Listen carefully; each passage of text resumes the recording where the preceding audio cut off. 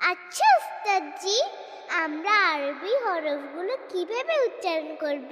কিভাবে উচ্চারণ করবে তোমরা কি জানতে চাও? তোমরা যদি আরবি হরফের মাখরাজগুলো খুব সুন্দরভাবে শিখতে পারো, তাহলে তোমরা খুব সুন্দরভাবে আরবি হরফগুলো উচ্চারণ করতে পারবে। আমরা কিভাবে মাখরাজ শিখতে পারবো?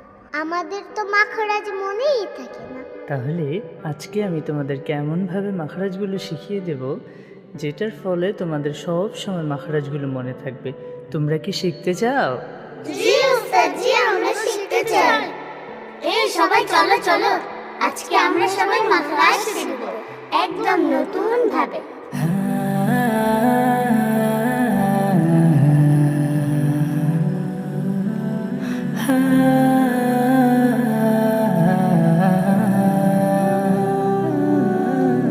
আলিফের মাখরাজ হলকের শুরু হতে হামজা দুই ঠোঁটে ভেজা হতে মিলিত করে বলতে হবে বা। আলিফের মাখরাজ হলকের শুরু হতে দুই ঠোঁট ভেজা হতে মিলিত করে বলতে হবে বা। তায়ের মাখরাজ জিহ্বার আগা উপরের দাঁতের গোড়া লাগিয়ে বলতে হবে তা।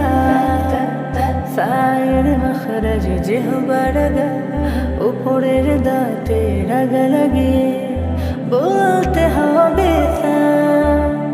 তায়ের মাখরাজ জিহ্বার আগা উপরের দাঁতের গোড়া লাগিয়ে বলতে হবে তা। তায়ের মাখরাজ জিহ্বার আগা উপরের দাঁতের আগা লাগিয়ে বলতে হবে তা। হামজার সাথে হবে হা, বায়ের সাথে মিম ওয়াও, তায়ের সাথে হবে দাল তা, সায়ের সাথে হবে দাল সা।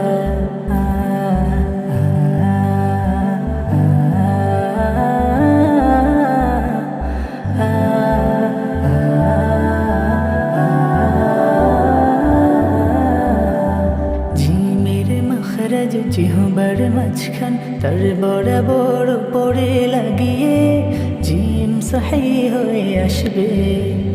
জিমের মাখরাজ জিহ্বার মাঝখান তার বরাবর উপরে লাগিয়ে জিম সহি হয়ে আসবে।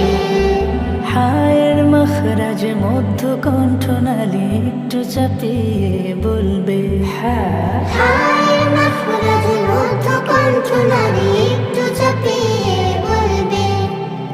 জায়ের মাখরাজ জিহ্বা অগ্রভাগ নিচে দাঁত আগা দিকে লাগিয়ে যা সহি হয়ে আসবে।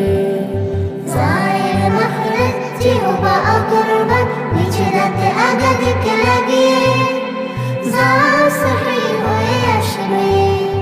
খায়ের মাখরাজ শেষ কণ্ঠনালী ছুঁয়ে ছুঁয়ে সহি হয়ে আসবে। খায়ের মাখরাজ শেষ কণ্ঠনালী ছুঁয়ে ছুঁয়ে সহি হয়ে আসবে। জিমের সাথে আর শেষ, হায়ের সাথে হবে আইন, জায়ের সাথে সাদ সিন, খায়ের সাথে হবে গাইন।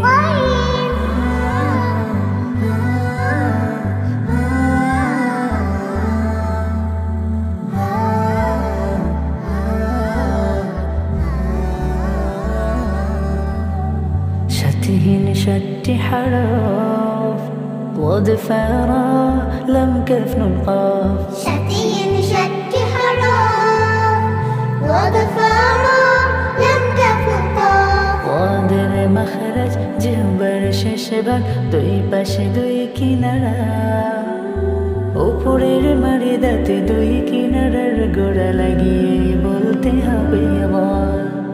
ওদের মাখরাজ জিহ্বার শেষ ভাগ দুই পাশে দুই কিনারা, উপরের মারি দাঁতে দুই কিনারার গোড়া লাগিয়ে বলতে হবে বল। ফায়ের মাখরাজ নিচের ঠোঁটের পেট উপরের দাঁতের আগা লাগিয়ে ফা সহি হয়ে আসবে। ফায়ের মাখরাজ নিচের ঠোঁটের পেট উপরের দাঁতের আগা